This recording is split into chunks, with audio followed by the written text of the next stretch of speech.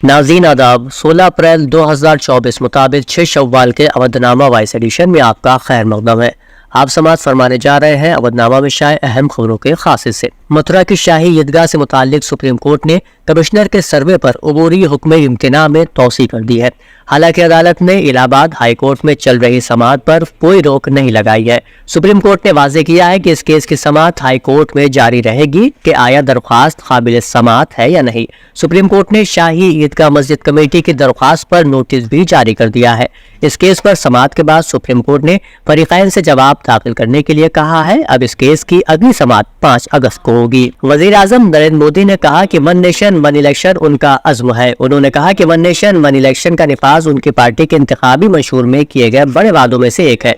ये उनकी हुकूमत का अज़्म है। ANI को इंटरव्यू देते हुए वज़ीर आज़म मोदी ने कहा कि साबिक़ सदर रामनाथ कोविंद की सरबराही में वन नेशन वन इलेक्शन पर रिपोर्ट तैयार करने के लिए बनाई गई कमेटी को बहुत मुस्बत और इख्तिराई तजावीज़ मौसूल हुई हैं। अगर हम इस रिपोर्ट पर अमल दरामद करने में कामयाब हो गए तो मुल्क को बहुत फायदा होगा। सुप्रीम कोर्ट ने वज़ीर आला अरविंद केजरीवाल को फौरी राहत देने से इनकार करते हुए ED की गिरफ्तारी के खिलाफ उनकी अर्जदाश्त पर 29 अप्रैल को समाअत की तारीख तय की है। सुप्रीम कोर्ट ने इस मामले में ED को भी नोटिस जारी किया है और उसे 24 अप्रैल तक जवाब देने की हिदायत दी है। सऊदी वज़ारत हज उम्रा ने उम्रे के लिए जारी किए जाने वाले वीजे की मुद्दत 3 माह करने का ऐलान किया है। वज़ारत हज उम्रा ने कहा है कि उम्रा वीजा अब 3 माह के लिए जारी किया जा रहा है और इसकी 3 माह की मियाद वीजे के इजरा से शुरू हो जाएगी। कांग्रेस के साबिक़ सदर और केरला के वायनाड से लोकसभा उम्मीदवार राहुल गांधी ने 15 अप्रैल को वायनाड में अवामी राब्ता मुहिम चलाई। इस दौरान राहुल गांधी ने हुजूम से खिताब करते हुए कहा,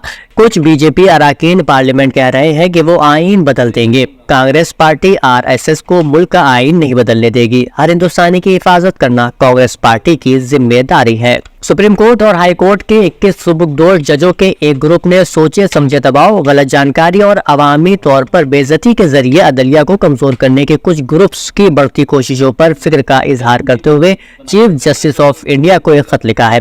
इस खत में उन्होंने कहा है कि कुछ नाक़दीन तंग ज़हन सियासी मफादात और ज़ाती फ़ायदे के लिए अदालती निज़ाम में अवाम के भरोसे को कम करने की कोशिश कर रहे हैं। काबिल ज़िक्र बात यह है कि सुबुकदोश जजों ने अपने खत में ये नहीं बताया कि उन्होंने किन वाक़यात को लेकर चीफ जस्टिस ऑफ इंडिया को खत लिखा है। खत लिखने वालों में सुप्रीम कोर्ट के 4 सुबुकदोश जज भी शामिल हैं। ख्याल रहे कि यह खत बदउनवानी के मामलों में कुछ अपोजिशन लीडरान के खिलाफ कार्रवाई को लेकर बरसर इख्तिदार बीजेपी और अपोजिशन पार्टी में ज़बानी जंग के दरमियान लिखा गया है। ईरान और इसराइल की कशीदगी के दौरान जहां एक जानिब हिंदुस्तान स्टॉक एक्सचेंज लड़खड़ाने लगा तो वहीं ईरान की जानिब से हिंदुस्तान के लिए एक राहत भरी खबर भी है। ईरान ने ऐलान किया है कि वो हिंदुस्तानी अफसरान को इसराइली मकबूजा जहाज पर सवार 17 हिंदुस्तानियों से मुलाकात की जल्द इजाज़त देगा। वाज़ेह रहे कि ईरान ने एक रोज़ कबल एक इसराइली अरबपति के माल बरदार जहाज को अपने कब्जे में ले लिया था जिस पर 17 हिंदुस्तानी सवार थे। बहुजन समाज पार्टी की सुप्रीमो मायावती ने बीजेपी का नाम लिए बगैर निशाना साधते हुए कहा कि गुज़श्ता कुछ बरसों से हिंदुत्व की आड़ में मुसलमानों को हरासा कर मुल्क को मजहब और ज़ात के नाम पर तक़सीम किया जा रहा है।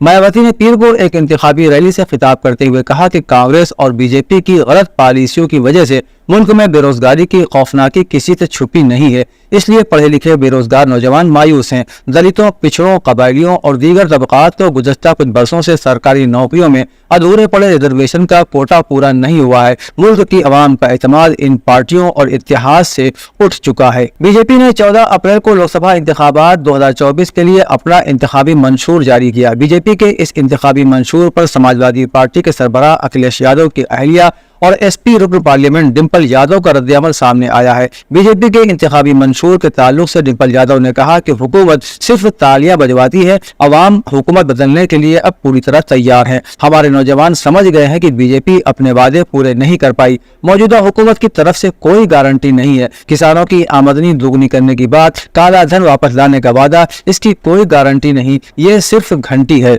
आइन की तब्दीली से मुतालिक हुक्मरान जमात का मंशा किसी न किसी तौर पर जाहिर हो ही जाता है। मेरठ के बीजेपी के उम्मीदवार अरुण गोविल का एक बयान सामने आया है जिसमें उन्होंने आइन की तब्दीली से मुतालिक पूछे जाने पर तब्दीली को मुस्तहसन करार दिया है। अखिलेश यादव ने अरुण गोविल को उम्मीदवार बनाए जाने को बीजेपी की बड़ी भूल करार दिया। SP लीडर अखिलेश यादव ने सोशल मीडिया प्लेटफॉर्म X पर लिखा कि जो लोग आइन में तरक्की पजीर तब्दीली और बुनियादी बदलाव के दरमियान फर्क को नहीं समझते, उन्हें टिकट देकर बीजेपी ने भारी भूल की है। DGP प्रशांत कुमार का दावा है कि 2022 के इंतखाबात में तशद्दुद का एक भी वाकया नहीं हुआ। इसी तरह का रिकॉर्ड लोकसभा इंतखाबात 2024 में भी बरकरार रहेगा। यूपी के DGP प्रशांत कुमार ने बताया कि यूपी पुलिस इंतखाबात के लिए पूरी तरह से तैयार है। उन्होंने कहा कि मुनसिफाना इंतखाबात के इनेकाद के साथ साथ अफरादी कुव्वत का इंतजाम बड़े पैमाने पर किया जा रहा है। सिविल पुलिस और CPAF की नकलो हरकत, उनकी रिहाइश के इंतजाम, पूरी रियासत में अपना रेडियो चैनल फराहम करना और गाड़ियों का इंतजाम करना एक बड़ा चैलेंज है। उन्होंने बताया कि हमारी 579 किलोमीटर लंबी बैनुल-अक़वामी सरहद है, क्योंकि यूपी की सरहदें 9 रियासतों से मिलती हैं। सिक्योरिटी वजूहात की बिना पर इंतखाबात के दौरान उन्हें सील करना पड़ता है। बैनुल-अक़वामी सरहद पर 110 चेक पोस्टें और बैन रियासती सरहद पर 438 चेक पोस्टें बनाई गई हैं। उनकी निगरानी भी एक बड़ा चैलेंज है। बीजेपी के कौमी जनरल सेक्रेटरी सुनील बंसल ने कहा कि हमारे पास बूथ सतह पर 3 करोड़ से ज्यादा मेहनती कारकुन काम कर रहे हैं, जो पार्टी के कमांडर और सफीर हैं। सुनील बंसल गोमती नगर एक्सटेंशन में वाक़ एक स्कूल के ऑडिटोरियम में मुनक़िदा बूथ सदर कॉन्फ्रेंस से खिताब कर रहे थे। उन्होंने कहा कि बूथ सदर देखें कि गुज़श्ता इलेक्शन में हमें किस महल्ले और किस गली में वोट नहीं मिले। उन तमाम इलाकों में जाकर आवाम को पार्टी की कामयाबियों के बारे में बताएं, लोगों को पार्टी से जोड़ें। उन्होंने कहा कि अभी हम सिर्फ 60% तक ही पहुंच पाए हैं, हमें अभी 40% लोगों को पार्टी से जोड़ने का काम करना है। उन्होंने कहा कि अगर हम भारत माता की जय चाहते हैं तो मुल्क के 140 करोड़ अवाम को साथ मिलकर भारत माता की जय करना होगी।